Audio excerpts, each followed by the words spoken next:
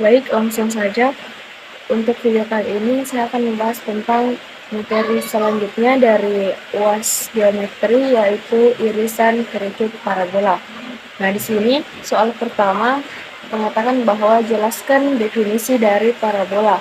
Nah, parabola didefinisikan sebagai kumpulan titik-titik yang mempunyai jarak yang sama terhadap satu titik khusus dan terhadap satu garis tertentu. Nah, titik khusus ini dikenal sebagai koordinat titik fokus parabola, sedangkan garis tertentu yang dimaksud di sini adalah garis direktriksnya. Nah, soal berikutnya adalah sebutkan unsur-unsur parabola dan jelaskan hubungan antar unsur yang ada.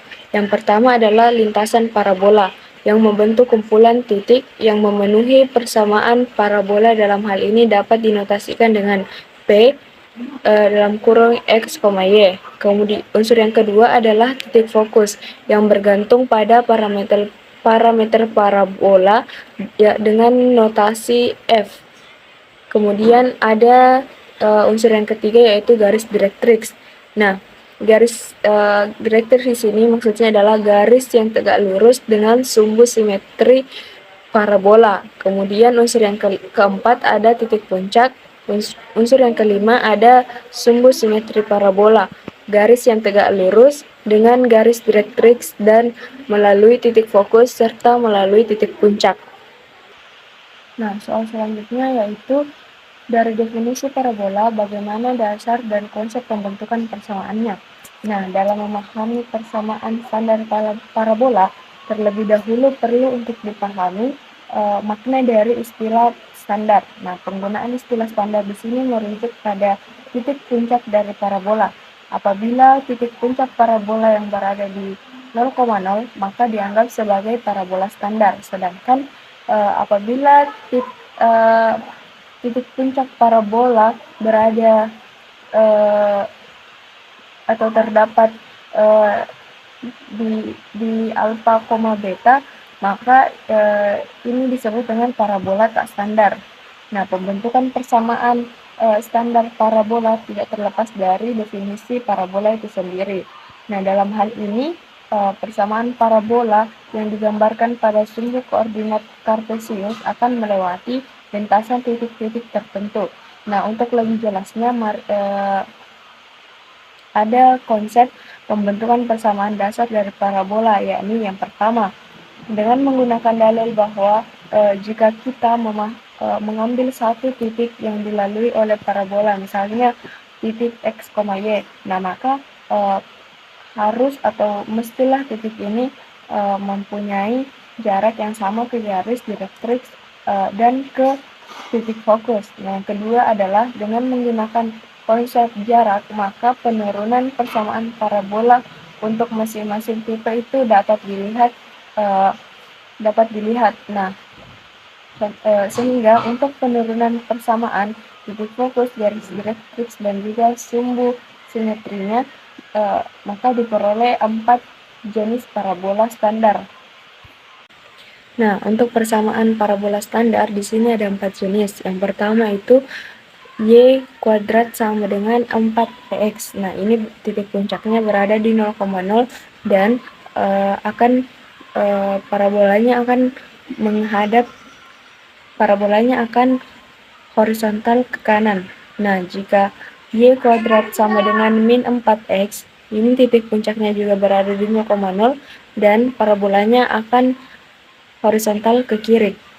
Nah, untuk X kuadrat sama dengan 4PY, titik puncak di 0,0, parabolanya akan vertikal cekung ke atas. Dan apabila X kuadrat sama dengan min 4PY di titik puncak 0,0, maka parabolanya akan vertikal cekung ke bawah. Nah, persamaan standar parabola ini dicari dengan menggunakan rumus Pythagoras dalam mencari jarak antar dua titiknya. Nah, setelah itu dari definisi dinyatakan bahwa jarak satu titik atau sembarang titik pada parabola ke garis direktriks sama besarnya dengan jarak antar titik itu dengan titik fokus, maka keduanya jarak tersebut dinamakan untuk mencari persamaan standarnya. Nah, yang kedua ada persamaan tak standar parabola. Nah, pada persamaan tak standar parabola di sini hampir sama dengan persamaan parabola standarnya, akan tetapi hanya saja pada parabola tak standar di sini titik berada pada suatu titik P alfa, beta. Adapun persamaan tak standarnya yang pertama itu ada Y dalam kurung Y dikurang beta kuadrat sama dengan 4A dalam kurung X dikurang alfa. Nah, puncaknya berada di alfa, beta dan parabolanya akan menghadap ke kanan dan berada di sumbu X.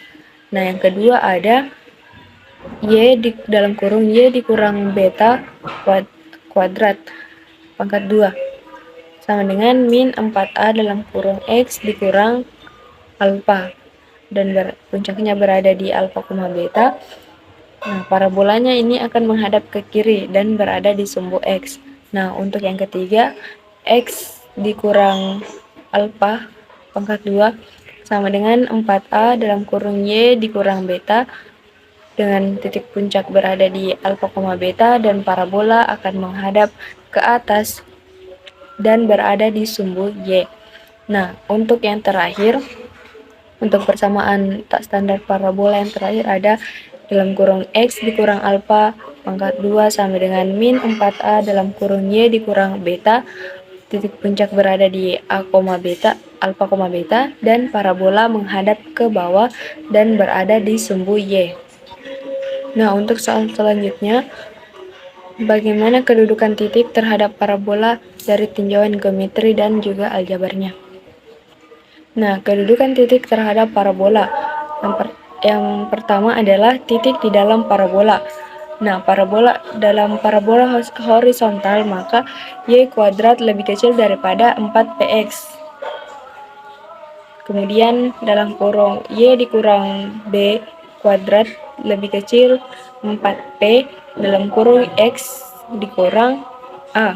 Nah, untuk parabola vertikal maka X kuadrat lebih kecil daripada 4py, kemudian dalam kurung X dikurang A kuadrat lebih kecil daripada 4p dalam kurung Y dikurang B. Nah, kemudian titik yang berada di luar parabola. Nah, untuk parabola horizontal maka Y kuadrat lebih besar daripada 4px. Nah, kemudian dalam kurung Y dikurang B kuadrat lebih besar daripada 4p dalam kurung X dikurang A. Nah, lalu untuk parabola vertikal, maka X kuadrat lebih besar daripada 4py dalam kurung X dikurang A kuadrat lebih besar daripada 4p dalam kurung Y dikurang B. Nah, sebagai tambahan, untuk mencari kedudukan titiknya, persamaan yang diketahui itu diubah ke dalam bentuk umum persamaan parabola, sesuai dengan bentuk standar ataupun tak standar dari parabola tersebut. Soal yang selanjutnya mengenai tentang parabola, yaitu bagaimana kedudukan garis terhadap parabola dari segi tinjauan geometri dan juga aljabarnya. Kedudukan garis terhadap parabola di sini dilihat tergantung dari nilai diskriminannya. Nah, diskriminan merupakan hubungan antar koefisien dalam persamaan kuadrat untuk mencari hubungan kedudukan terhadap parabola dengan persamaan kuadrat Y sama dengan AX kuadrat ditambah BX ditambah C. Nah, rumus dari determinan D sama dengan B kuadrat dikurang 4AC. Nah, langkah-langkah untuk menentukan kedudukan yang pertama, kita mensubstitusi persamaan garis lurus dengan AX ditambah C ke persamaan parabola, sehingga akan diperoleh persamaan akhir berupa persamaan kuadrat. Yang kedua adalah menentukan nilai diskriminan dari persamaan kuadrat yang diperoleh pada titik pertama. Yang ketiga adalah menyimpulkan hasilnya. Apakah garis parabola tidak terlihat garis parabola atau garis parabola di dua titik. Jadi kesimpulannya adalah jika diskriminannya lebih kecil daripada 0, maka tidak akan memotong parabola. dan jika diskriminannya sama dengan 0, maka garis akan menyinggung parabola. Dan yang terakhir adalah jika diskriminannya lebih besar daripada 0, maka garis akan memotong parabola di 2 titik. Nah, selanjutnya kita masuk kepada pembahasan tentang elips, di mana yang pertama di sini ada jelaskan definisi dari elips. Nah, selanjutnya kita masuk kepada elips. Nah, di mana soal untuk elips di sini adalah jelaskan definisi dari elips. Nah, secara intuitif, elips itu dapat dipandang sebagai dua bidang parabola yang digabungkan secara berhadapan, di mana kedua titik puncaknya saling berjauhan dan membentuk jarak yang maksimal. Nah, namun jika kita ingin mendefinisikannya secara lengkap dan representatif, maka kita harus memperhatikan himpunan titik-titik yang membentuk elips, kedudukan titik fokusnya, dan yang terpenting bagaimana sifat sistematisnya yang sedemikian hingga generalisir karakteristik dari elips. Nah, elips di sini dipandang sebagai kedudukan-kedudukan titik yang berkumpul dalam satu lintasan. Nah, di mana titik-titik ini mempunyai perbandingan tetap antar jarak titik ke titik fokus dan dengan titik ke garis direktrix secara tegak lurus. Nah, kemudian soal selanjutnya untuk pembahasan tentang elips, yaitu sebutkan unsur-unsur di dalam elips, bagaimana hubungan antar unsur yang ada. Nah, jadi pada elips ada beberapa unsur di dalamnya. Unsur yang pertama adalah titik pusat elips yang secara standar berada pada pusat perpotongan sumbu X dan sumbu Y. Dalam hal ini pada titik 0,0. Nah, unsur yang kedua adalah titik fokus elips titik fokus elips standar dinotasikan dengan F1 dan F2 yang berada pada F1 itu C,0 dan F2 itu min C,0 atau F1 itu 0, C dan F2 adalah 0, min C. Nah, selanjutnya yang ketiga adalah sumbu mayor dan sumbu minor elips. Nah, sumbu mayor dan sumbu minor ini selalu dalam posisi saling tegak lurus perpotongan sumbu mayor. Nah, penentuan sumbu mayor dan sumbu minor ini bergantung pada panjangnya. Berdasarkan ukuran, sumbu mayor selalu lebih panjang dan sumbu minor dari sumbu minor. Terus selanjutnya adalah jika sumbu mayornya berimpit dengan sumbu X, maka titik fokus elips berada pada sumbu X, yaitu F1 dalam C,0 dan F2 min C,0. Dan sumbu lainnya adalah sumbu minor yang melewati sumbu Y. Kemudian dengan sebaliknya, jika sumbu mayornya ini berimpit pada sumbu Y, maka titik fokus elips tersebut berada pada sumbu Y, yaitu F1 0, C dan F2 0, min C. Dan sumbu lainnya adalah sumbu minor yang melewati sumbu X. Nah, unsur yang keempat adalah sumbu utama dan sumbu simetris yang melewati titik fokus elips dan sumbu yang berimpit dengan sumbu mayor. Nah, jika sumbu mayornya ini berimpit dengan sumbu X, maka sumbu X ini bertindak sebagai sumbu utama. Nah, sedangkan jika sumbu minornya ini berimpit dengan sumbu X, maka sumbu Y-nya itu bertindak sebagai sumbu utama. Kemudian unsur selanjutnya adalah titik puncak elips standar. Kemudian latus rectum. Nah, latus rectum merupakan garis yang memotong elips dan titik fokus F1 dan F2 yang saling tegak lurus dengan sumbu mayor. Nah, yang ketiga adalah segitiga BOF1, merupakan segitiga siku-siku yang hubungan antar sisinya dapat dituliskan sebagai C kuadrat sama dengan A kuadrat dikurang B kuadrat. Kemudian unsur berikutnya yaitu eksentrisitas adalah perbandingan jarak dua titik fokus dan panjang sumbu mayornya. Rumus dari eksentrisitas ini adalah E sama dengan C per A.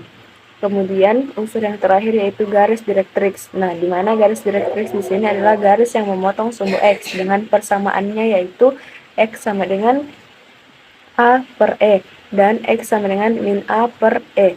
Nah, itulah tadi unsur dari elips. Soal selanjutnya yaitu dari definisi elips bagaimana dasar dan konsep pembentukan persamaannya. Nah, dasar terbentuknya elips di sini adalah di mana elips ini adalah salah satu contoh dari irisan kerucut dan dapat didefinisikan sebagai fokus dari semua titik dalam satu bidang, yakni memiliki jumlah jarak yang sama dari dua titik tetap yang telah ditentukan sebelumnya, disebut dengan fokus. Nah, elips di sini memiliki dua tinjauan, yakni titik tinjauan dan konstan. Nah, untuk soal selanjutnya adalah sebutkan jenis-jenis elips berdasarkan kedudukan titik pusat dan berdasarkan sumbu utamanya atau rotasi sumbu, serta bagaimana bentuk persamaan dasar lingkarannya. Nah, pertama itu ada elips horizontal atau yang berpusat di 0,0. Bentuk umumnya yaitu X kuadrat per A kuadrat ditambah Y kuadrat per B kuadrat sama dengan 1, di mana A selalu lebih besar daripada B. Nah, dengan koordinat titik puncak A1 A,0, A2 min A,0, B 0, B dan B2-nya 0, min B. Kemudian sumbu mayornya sama dengan 2A, sumbu minornya adalah 2B. Titik fokus F1 C,0 dan F2 adalah min C,0, di mana C2 sama dengan C kuadrat sama dengan A kuadrat dikurang B kuadrat. Dan nilai eksentrisitasnya adalah E sama dengan C per A. Persamaan garis direktriksnya adalah X sama dengan A kuadrat per C dan min A kuadrat per C. Panjang latus rektumnya yaitu adalah 2B kuadrat per A. Kemudian untuk elips vertikal yang berpusat di 0,0, ini merupakan persamaan standar di mana bentuk umumnya adalah X kuadrat per A kuadrat sama dengan Y kuadrat per B kuadrat sama dengan 1, di mana A lebih kecil daripada B. Nah, untuk koordinat titik puncaknya yaitu A1 sama dengan A,0, A2 sama dengan min A,0, B1 sama dengan 0, B, B2 sama dengan 0, min B. Sumbu mayornya adalah 2B, minornya adalah 2A. Panjang persamaan garis direktriksnya itu adalah Y sama dengan B kuadrat per 0 ditambah Q dan Y sama dengan min B kuadrat per C ditambah Q. Kemudian titik fokusnya F1 0, C, F2-nya 0, min C, di mana C kuadrat sama dengan B kuadrat dikurang A2. Nilai eksentrisitasnya adalah E sama dengan C per B. Kemudian elips yang horizontal yang berpusat di P, Q dengan bentuk umumnya adalah dalam kurung X dikurang P kuadrat per A kuadrat ditambah dalam kurung Y dikurang Q kuadrat dibagi dengan B kuadrat sama dengan 1, di mana A-nya ini lebih besar daripada B. Kemudian yang keempat adalah elips vertikal yang berpusat di P, Q dengan rumus bentuk umumnya yaitu dalam kurung X dikurang P pangkat 2 per A kuadrat ditambah dalam kurung Y dikurang Q pangkat 2 per B kuadrat sama dengan 1, di mana A-nya lebih kecil daripada B. Nah, untuk soal selanjutnya yaitu bagaimana kedudukan titik terhadap elips dari tinjauan geometri dan aljabarnya. Nah, kedudukan titik terhadap elips, untuk mengetahui kedudukannya itu kita substitusi titik tersebut ke persamaan elipsnya, sehingga akan kita peroleh dua kemungkinan, yaitu jika nilai ruas kiri lebih kecil daripada nilai dari ruas kanan, maka titik ada di dalam elips. Nah, yang kedua, jika nilai ruas kiri sama dengan ruas kanan, maka titik ada pada elips. Nah, kemungkinan yang ketiga adalah jika nilai ruas kiri lebih besar daripada nilai dari ruas kanan, maka titik ada di luar elips. Nah, sebagai tambahan, bentuk persamaan elipsnya harus memenuhi bentuk umumnya. Setelah itu baru bisa kita substitusi titik yang mau kita cari kedudukannya terhadap elips tersebut. Persamaan yang dimaksud adalah dalam kurung X dikurang P kuadrat per A kuadrat ditambah Y dikurang Q kuadrat per B kuadrat sama dengan 1, atau dalam kurung X dikurang P kuadrat per B kuadrat ditambah dalam kurung Y kurang Q kuadrat per A kuadrat sama dengan 1, atau bisa juga X kuadrat ditambah B Y kuadrat ditambah C kuadrat ditambah DY ditambah E sama dengan 0. Soal selanjutnya adalah bagaimana kedudukan garis terhadap elips dari segi tinjauan geometri dan aljabarnya.